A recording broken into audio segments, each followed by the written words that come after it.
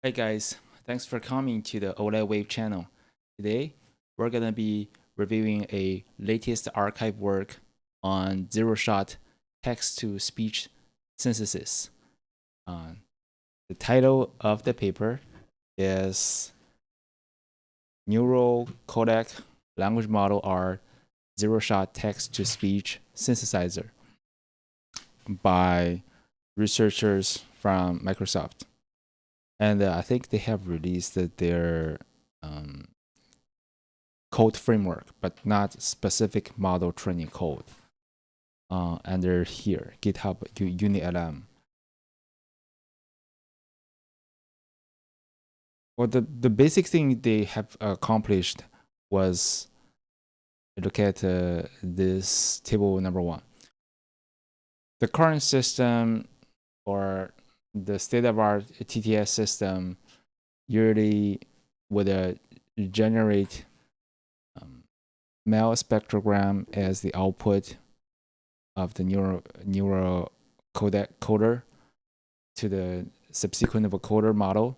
But for them, they have newly adopted something called a audio codec code. I think it's something like code book. I would call that code book or code instead of a Mel spectrogram.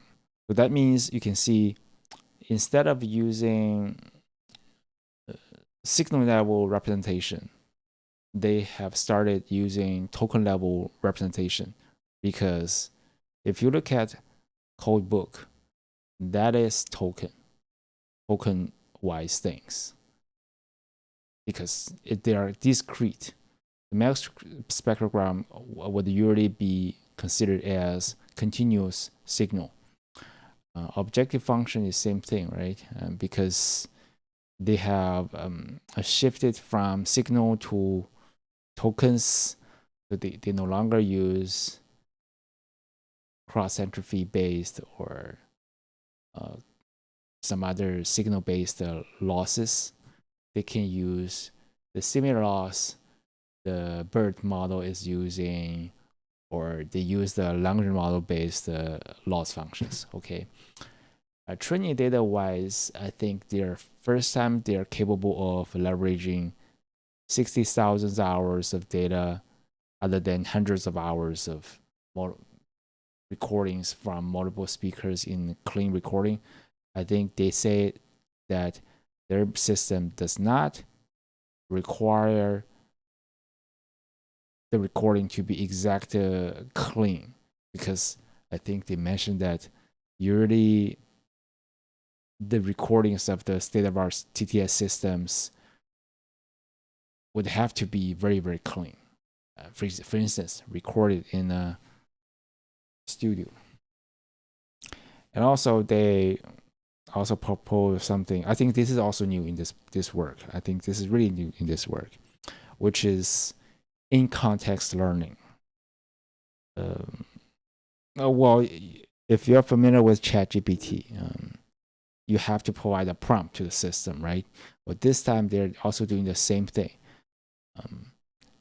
In their TTS system, this is zero shot. Okay, the prompt, similar to ChatGPT, is not a text prompt, but a target speaker's voice prompt, which is only of length of.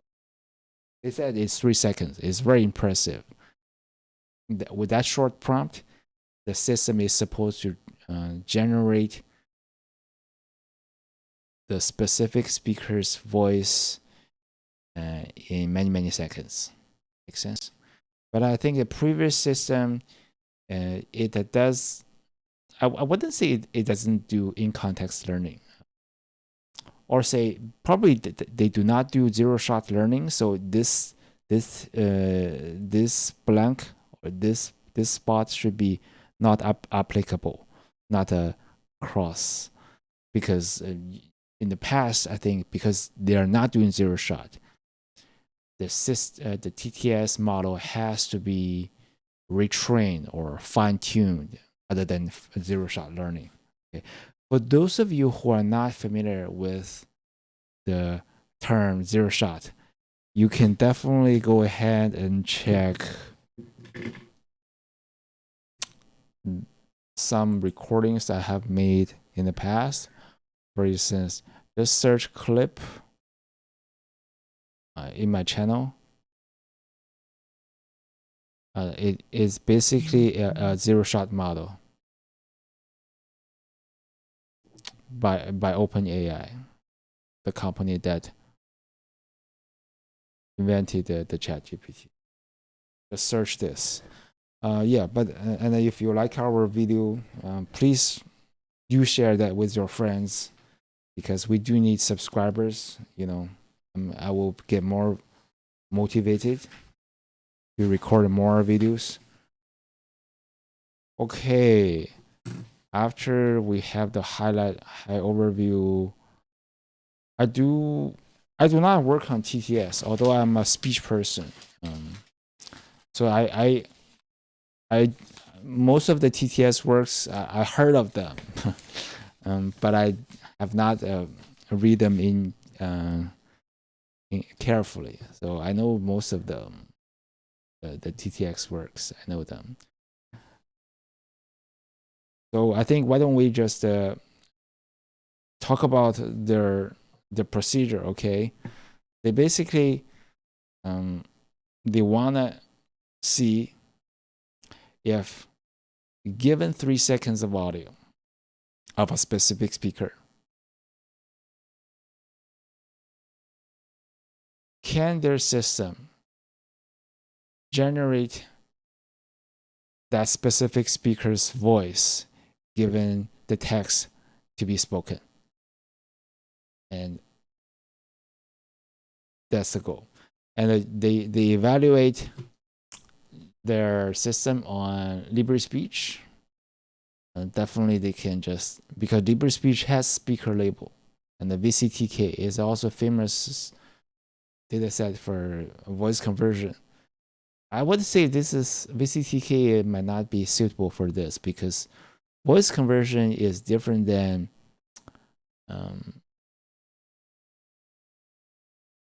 the voice prompted TTS or specific speaker TTS. They're different, because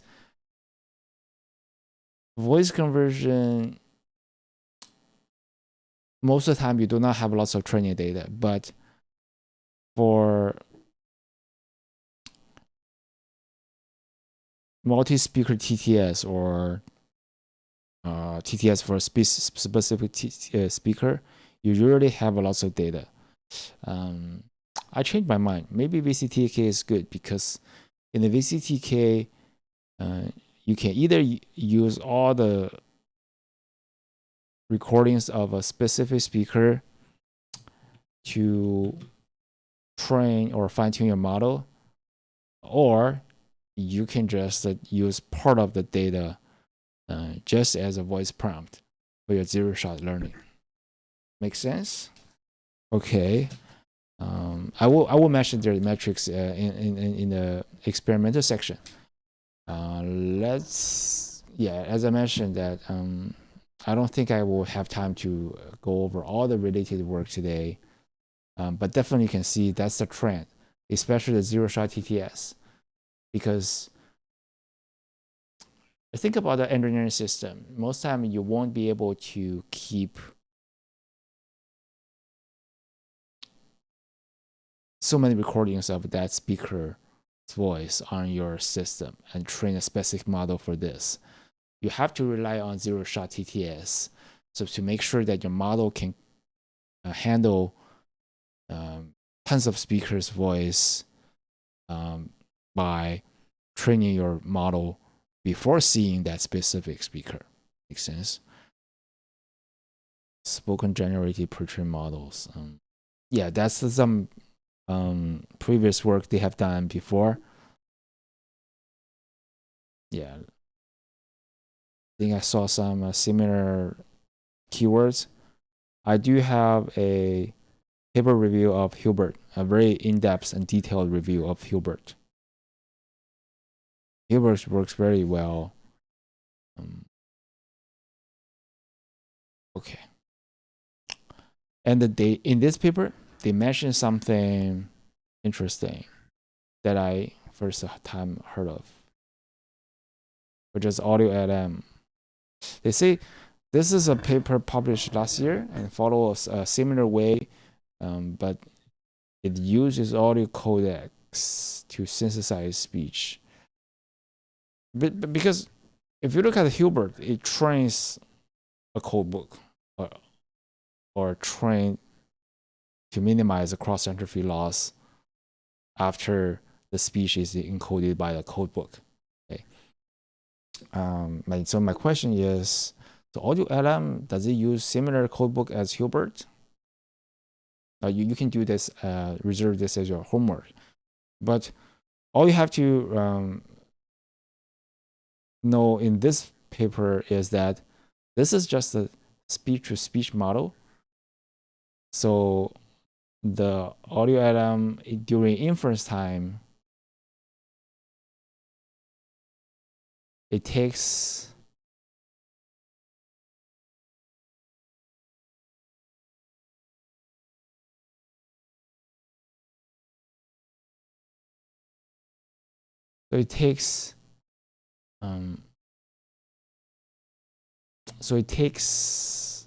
text as input and the speech as they output speech codecs. What is codec? You can say this is like a code book vector or codes in the code book. Okay, same thing.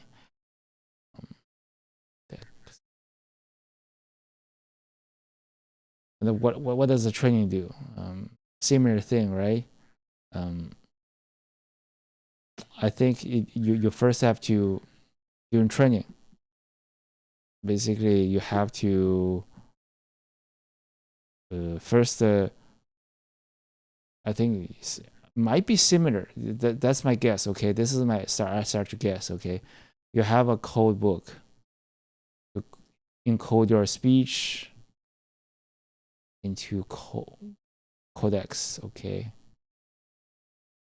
and you probably use some contrastive laws or some whatever laws, so that it for your backbone network. So you output something that you compare your output with this one, minimize our certain laws. So in the end, the output, for example, this Y, with a very similar to the codecs output or the codebook's output C, similar in the loss value calculation sense.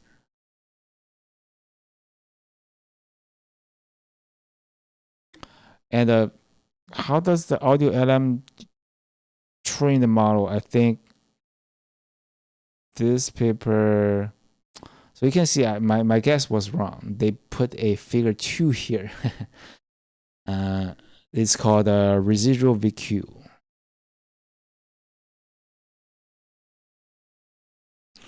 So this is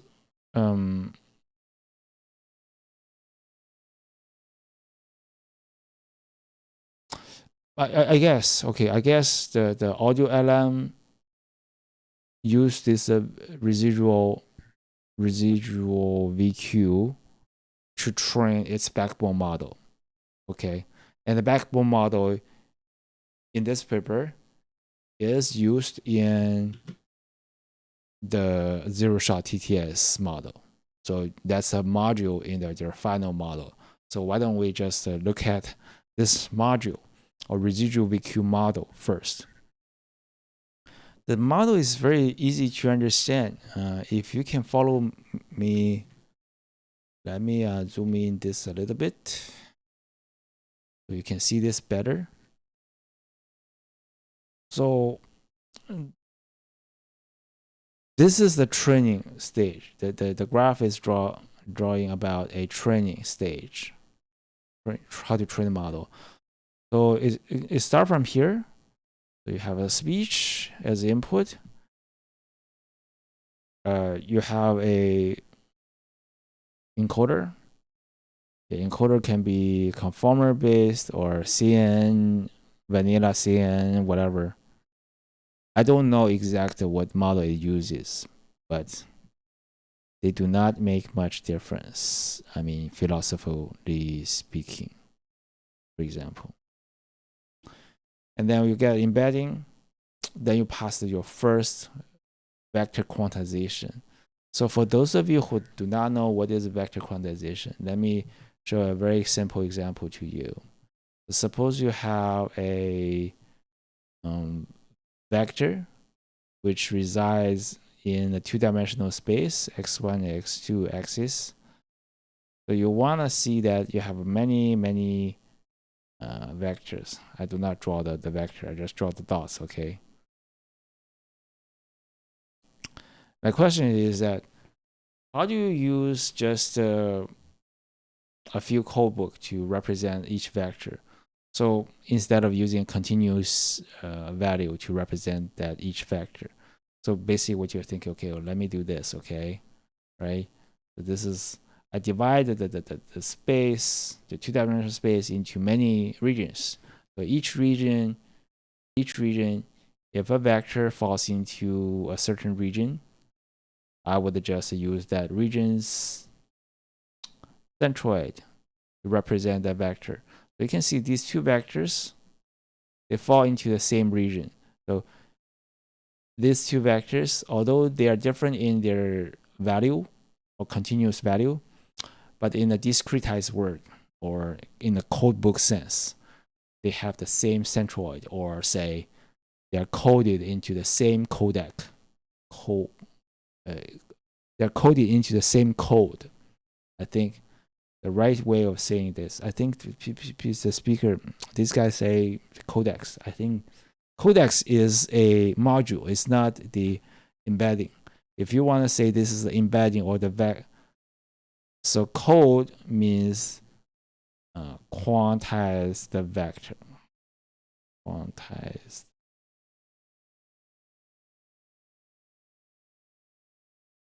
Okay. You can use code here. Then we come back to, after we quickly go over the what is codebook, we go to the VQ here. VQ is a similar thing as codec, okay? Vector quantization. Vector quantization, okay? So after quantization, you would have a code. So you can see this is the code 1. So you see for example, the length of speech is T, okay? And the encode output, suppose the length is T1, okay? Then the size of this is T1. Make sense? Okay. But let's see this. Remember we have this code book, okay? But this vector, this is a centroid.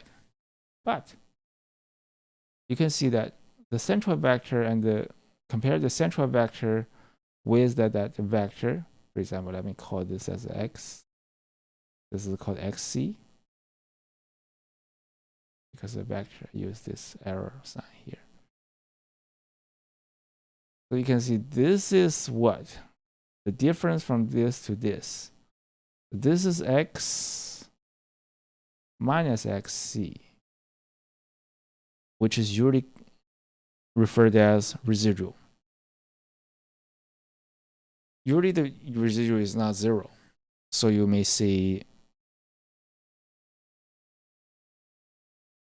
so you can see this is, for example, let me call this x1, for example, x, and then this is xc, and after you minus this, you got a residual 1. But I can use x1, xc, x1c. Make sense? You got a residual, okay?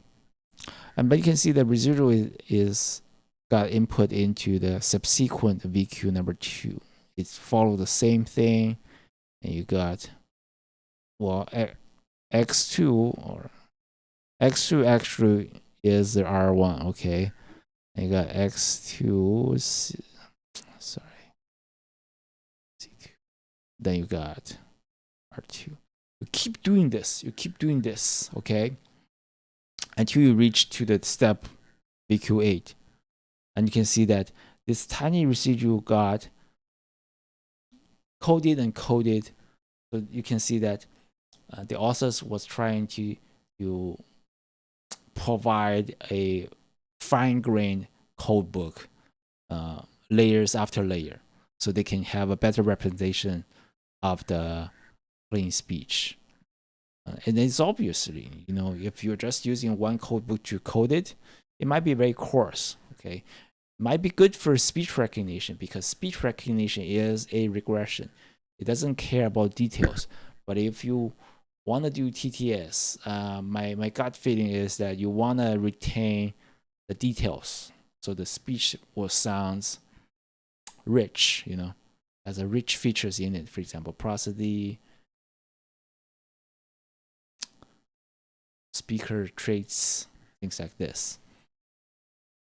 Well, if you look at ASR, the prosody things or the speaker characteristics can all be thrown away if you want to do ASR. Make sense? Because ASR is just the speech in, text out. There's no speaker labels or emotion, whatever things expected as your output. Okay, then after you do this, you can see. I think this is code one. Let me use a C. So you can see this is X1C, X2C, X8C. They all move up to here, right? You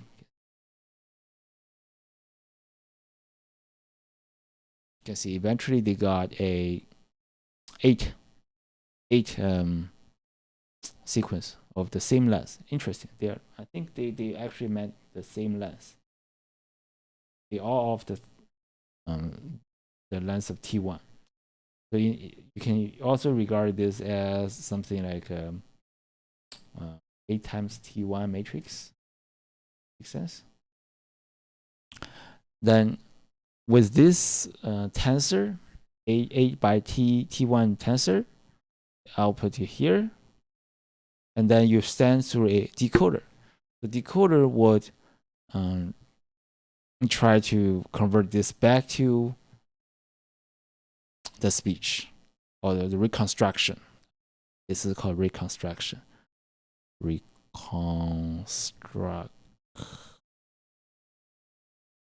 Whatever. So after reconstruction, the T may not be the exact T as shown here. Doesn't have to be exactly the same, I think. But I think if you're doing the training, you know the T, right? So I think most people would just set the T prime equal to T. But you can use some MSE laws or whatever contrastive laws to try to minimize the reconstruction loss, reconstruction-based loss. So you can see, remember we have explained the backpropagation or backprop algorithm. So you can see, let me show you.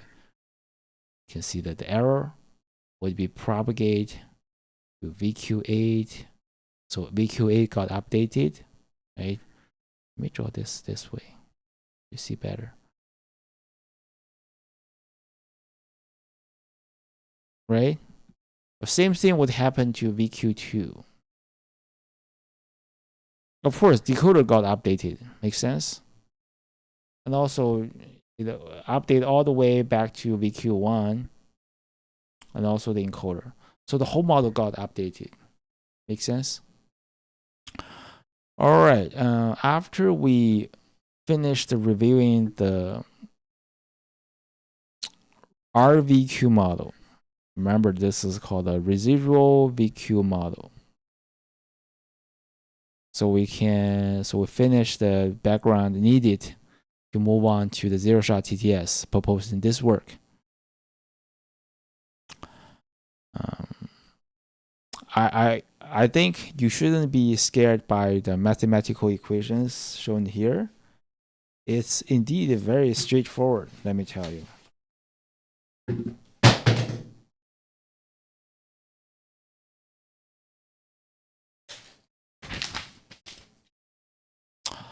Okay. For the guys online, I think I will upload the videos so you can see the videos in my YouTube channel. Okay. I think they do have a. I think I want to give you a high level overview first. So this is the model they're trying to train. VALL-E. And the neural coded language model, I think it's based on the RVQ model we just talked about. It's based on top of that. Because you can see RVQ, you can see it's composed of 3 parts. The encoder, the decoder, and the VQ layers, right? And then you can see that this so-called neural codec language model, it output codes as the traditional, these are codes.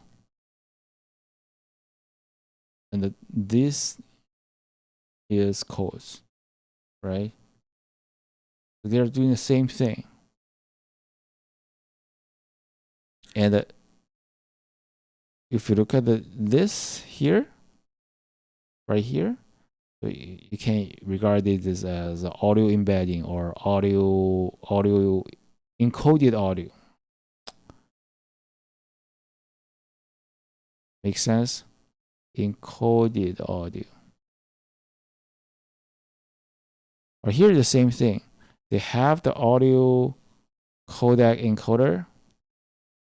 So here they also have encoded audio. So what is different than RVQ is that this is the new part, the prompt part. Remember we have reviewed the work clip. But it also has this type of a prompt module. So this module, during training, it would be during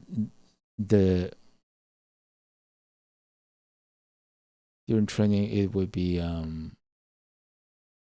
during training it doesn't appear, I think. Does it appear? No. Give me a second.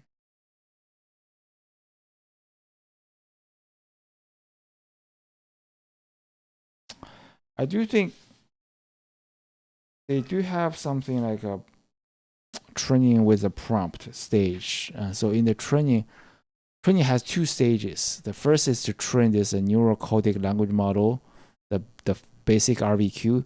So this one doesn't appear, but they do need to incorporate this text prompt. So in the stage number 2, this text prompt module would be existing.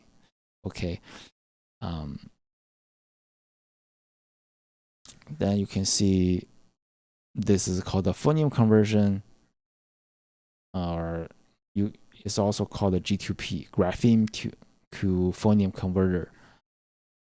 This is very standard. You can train this module separately.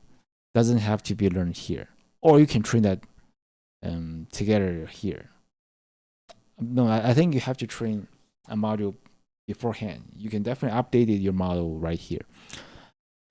And this is called the prompt embeddings, or embedding prompt embeddings. Okay. So you see the prompt embedding, encoded audio are the 2 inputs. And you can just either control these two factors to see whether your generated speech can be changed, because this is what should be said by TTS. And this is who should say this. Make sense? The speaker. Or this is called speaker. And this is called a content.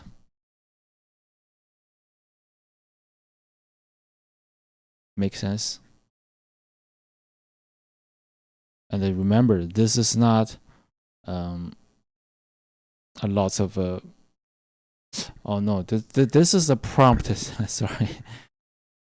I think this is, I'm sorry, this is a text encoding. This is not prompt encoding. And this is indeed prompt encoding. So encoded audio is another way of calling prompt encoding. And this is text encoding, prompt encoding.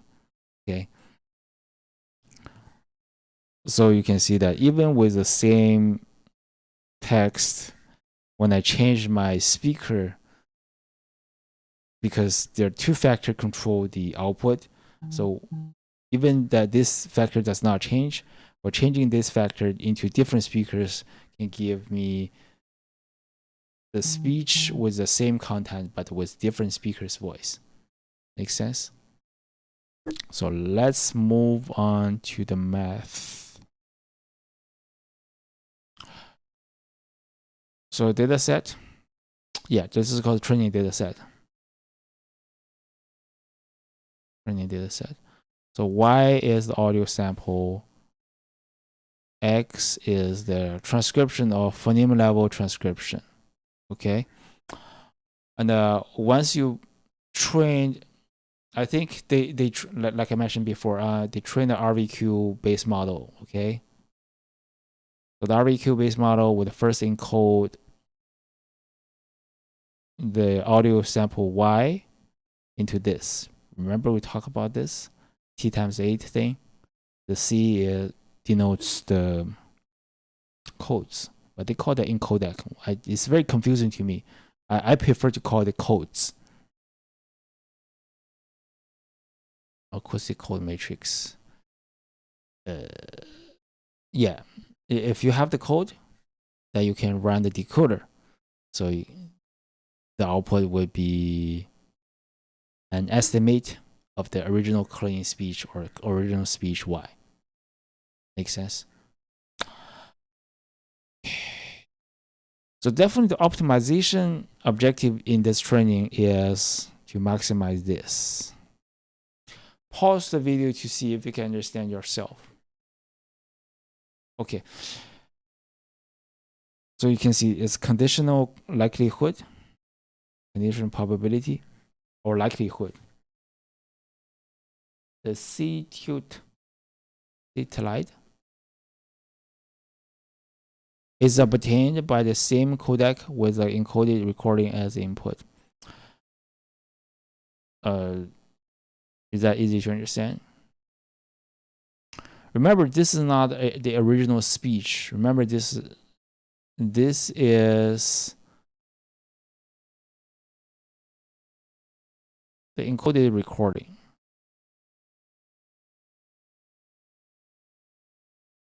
I don't know whether you can understand this.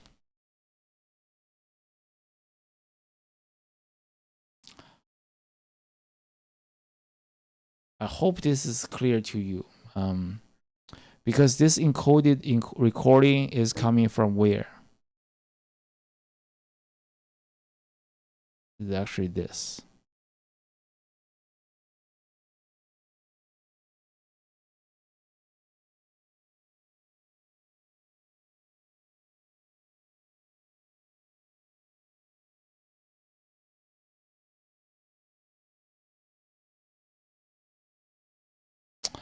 No, I changed my mind. I think this is kind of confusing to me, and maybe to you too. Because X, as we know, this is the content of the to be synthesized, no doubt. This is the text encoding, okay? And the C tilde is actually the prompt encoding. It's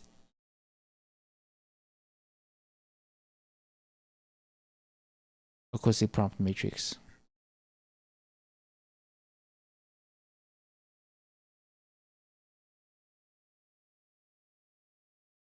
Make sense? You may ask me, oh, okay, wait, I understand this is the 3 seconds of audio they talk about, right? 3 seconds of enrolled encoding, enrolled recording. Make sense?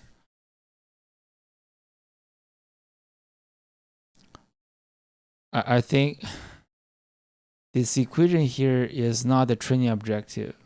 This is indeed the inference method.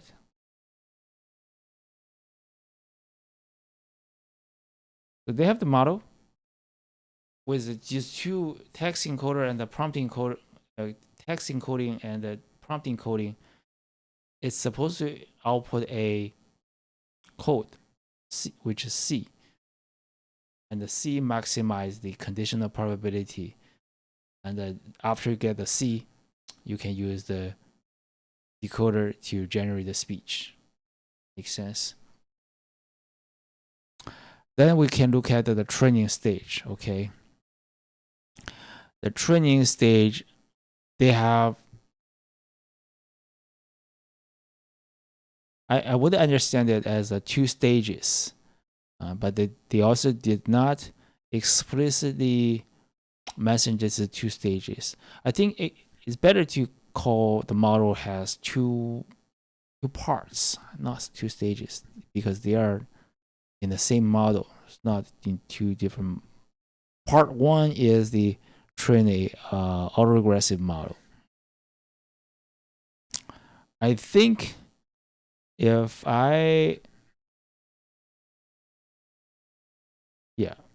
me tell you the different parts in this equation, okay? Theta AR means the model parameter. This is easier to understand.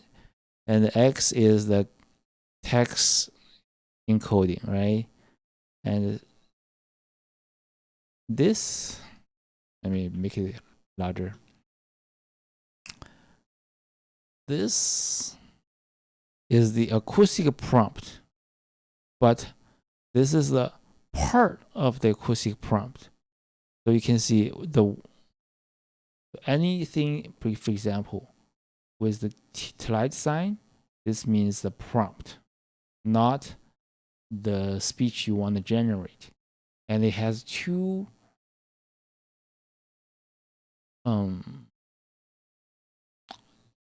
sub here, or 2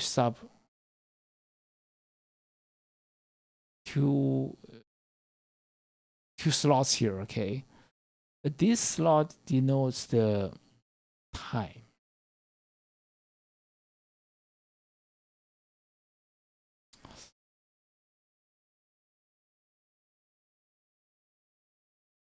Let's call this M and N. M denotes time, or time index. Does N denote? N denotes the VQ index, or the code index. Remember, we talk about the VQs. There's 8 VQs, so we have 8 codes. This is the code index, okay? And you can see that even bigger.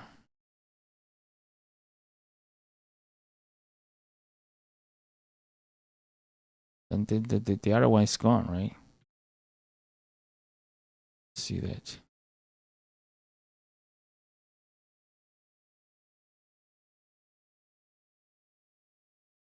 Where's my writing? Okay. So you can see it only used the first, the what do you call that? The code of the first VQ. Okay, here. And then this represents the prompts encoding, but only just the first VQ's output. And then you wanna, in the training, you wanna maximize this, the encoded speech, but just the first VQ's output. Make sense?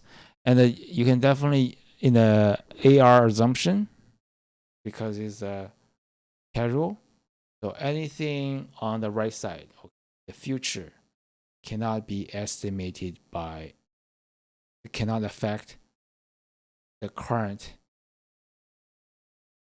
code, or the current code is only dependent on the history. So this is the equation here. Makes sense? And it dependent on the complete what do you say that? Complete voice prompt, but the VQ1's output, and also the text encoding. That makes sense? Here you can see here. Current time is only dependent on the past. This is the past. This is corresponding to the autoregressive. So we can move on to the part 2, because eventually they want to estimate this, right? Not just the first output of the VQ, because eventually you're going to combine the outputs of the 8 VQs into a VQ tensor. So how do I get the next 7 VQs output? So they rely on this equation, because everything is the same, but can you tell what's different, changed? Because you can see the text encoder is the same, but this has changed, because this changed to all the VQs of the prompt. So this is the prompt encoding. Okay, in the above, we call this prompt encoding, but only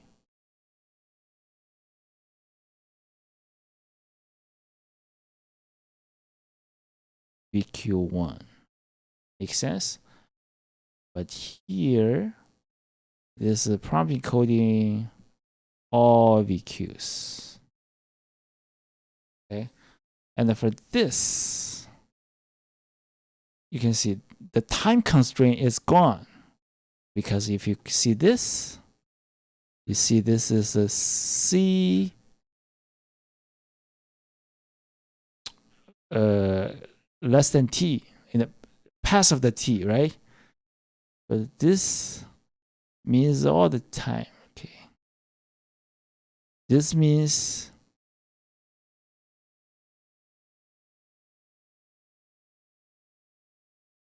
current, past, and future. And this, if you are the CJ depends on this, that means this model is non-autoregressive. AR means autoregressive, N means none, because it no longer only dependent on the past and the current, but it can be dependent on the future. Then you can see this part is interesting because in the past it was just the C less than T1, right? But this is all the, what do you call that? All the VQs. For example, I want to estimate J equals to 4. So then I can use C1, C2, and C3. So I can use these 3 codes to help me to estimate. This is capital, sorry, capital. To estimate the lowercase, the C4. That makes sense? And this eventually they're going to be multiplied together because they have the IID assumption. And eventually they assume that also they use the independent assumption. You can see this is the part 1, which is just this, see? And this is the part 2, which we just explained here. So they multiply together, eventually they get this. So after you get this, you can plug into your audio LM framework and hook up your own vocoder or reconstruction decoder. So everything would be learned in a backpropagation framework. Make sense? So you may ask why they have this autoregressive and then narrow regressive stuff here. I think they mentioned that. First of all, you remember this. Autoregressive is slow, but gives you better performance, I think. But non-autoregressive is very fast. They want to use part 2 is fast compared to autoregressive. This is part 1 is accurate versus non-AR. Okay, because autoregressive, my experience for ASR, it beats the non-AR very easily. But definitely you can see that this part 2 computational cost is way higher than part 1, so they want to make it faster. So they take the NAR. That's my understanding based on the text. Okay. I think they also mentioned that what is the autoregressive codec language modeling.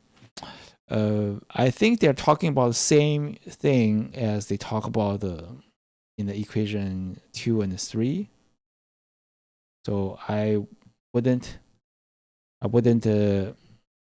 spend a lot of time explaining this because it involved lots of implementation details.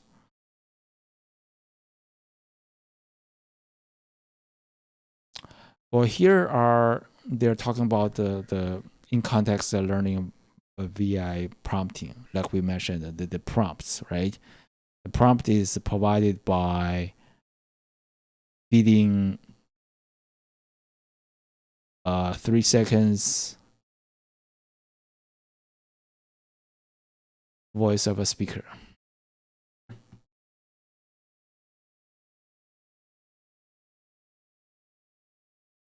There are 2 ways of feeding prompt. One way is that we is a general way. Okay, for example, I say hello, thank you, bye bye. That's a prompt. Okay, but I want you to synthesize something. I eat some bread this morning. So that's the prompt. So you can see the prompt is does not have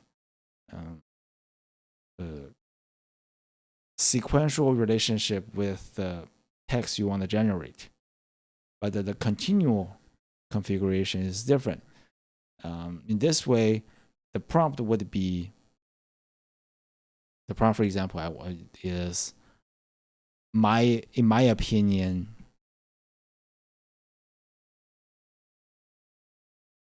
that's a prompt, okay?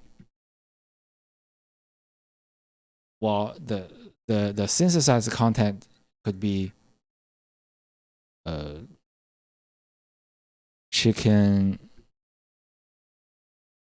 should not be deep fried. Okay, you can see this is continual, and the context you wanna, the content you wanna synthesize follows right after the prompt. The experimental setup, I think you can understand it, except two things I wanna mention. Mean opinion score. Just search opinion score in Google. You will find what is this.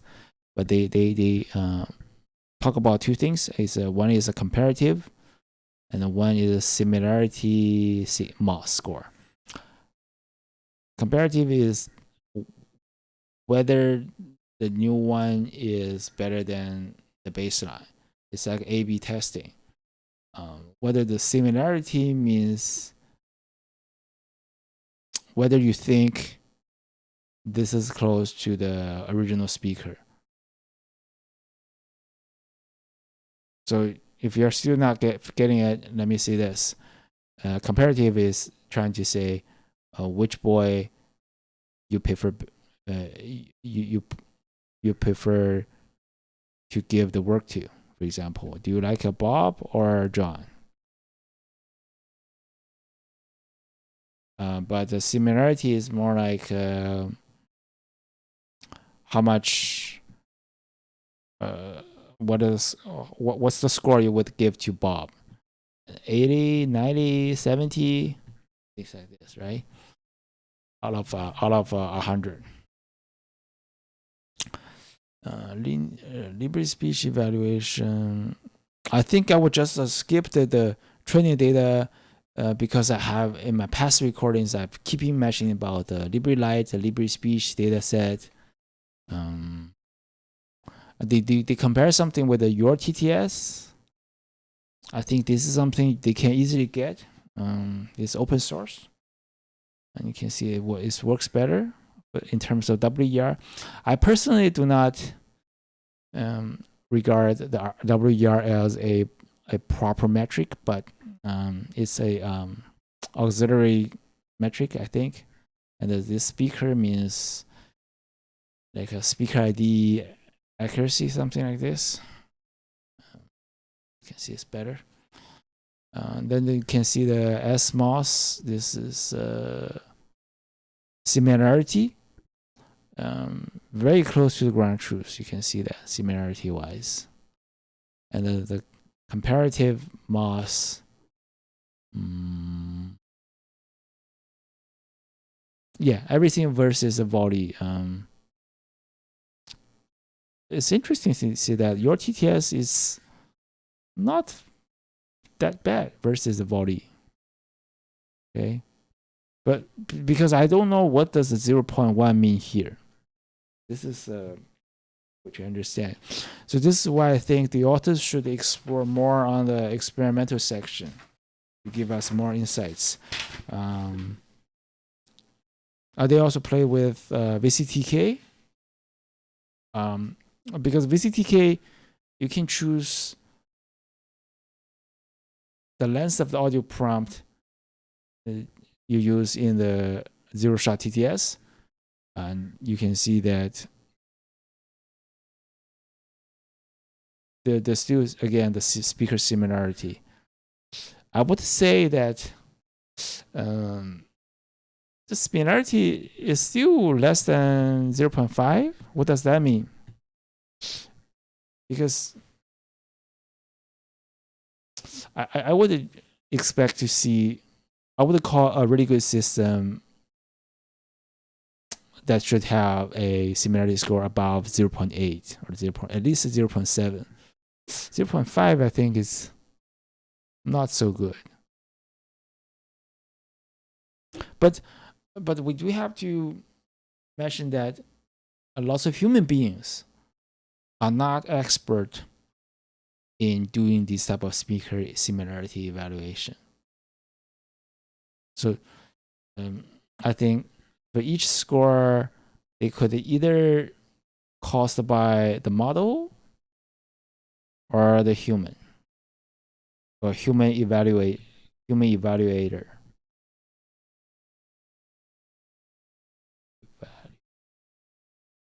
The two factors can affect the score, I think. Okay. I think I jumped to the conclusion. They talk about the important things the VALL-E might have to improve in the future. Synthesis robustness, data coverage. I would be interested to see that if they have more data, because I don't think they mentioned that. Oh, they do mention scale up the training data. If they have more data, because Microsoft has a lot of GPUs, what if they have more data to train their neural codec, okay, or the audio LM, okay? Model structure. I don't think they have explored a lot on the possible combination of the layers or combinations of different training methods. They're using just they're still using the original audio LM, you know, the RVQ structure. But I think it definitely be interesting to see whether other model architecture could be more effective here. Water impact.